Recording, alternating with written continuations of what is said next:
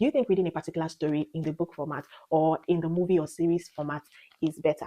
I'm going to be using this book as an example, and I'll show you a few differences from the book story and the story in the limited series of this book. The first one is the setting and location of this book. In the book, the setting was in New York, while in the movie, it was in Manchester, United Kingdom. So most of the location used were contrasting. For example, the farm where the scammers who would go on dating sites and lure people and collect their money and eventually kill them was on a totally different location. Another difference is in the characterization of this movie and change of names. A lot of characters were omitted who were in the book but were not featured in the movie. But I feel like it's actually based on their budget and based on ensuring that the storyline was still kept, which is fine because it was still aligned with the storyline and it was still majorly about the plot. A lot of changes as well. For example, the number of years in the book when the main character's fiance disappeared was 18 years, but in the movie it was 11 years. Another thing is the partner of the main character as well changed. Nia was the partner in the movie, but Charles was the partner in the book.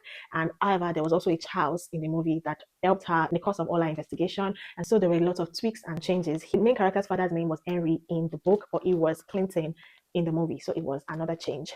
Another thing is the name of Kate's fiance was different in the book and in the movie. In the book it was Jeff and in the movie it was Josh. Also in the book there was a mention of two brothers that the main character had, which was not mentioned in the movie. Also, the son of one of the victims that was really working with Kate to get back his mom from the den of the scammers had a different name in the book and the movie, Brendan and Brendan. And then there were just a whole lot of changes here and there.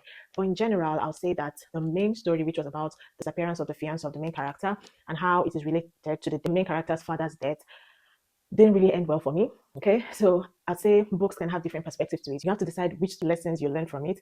To me, it's better to just focus on one side. If you want to watch like a summary of a story, watch the movie. And if you want a detailed one, just read the book without watching the movie. Or you can read them separately and not try to connect them because most times they are not usually the same. Okay, but let me know your thoughts in the comments below about watching a series that has a story already in a book and what you think about them based on your experience. Anyways, have you read this book or have you watched a movie? Do you prefer books or movies and the series, or you prefer both, or what do you think? Have you ever watched a movie and still looked for the book because of it?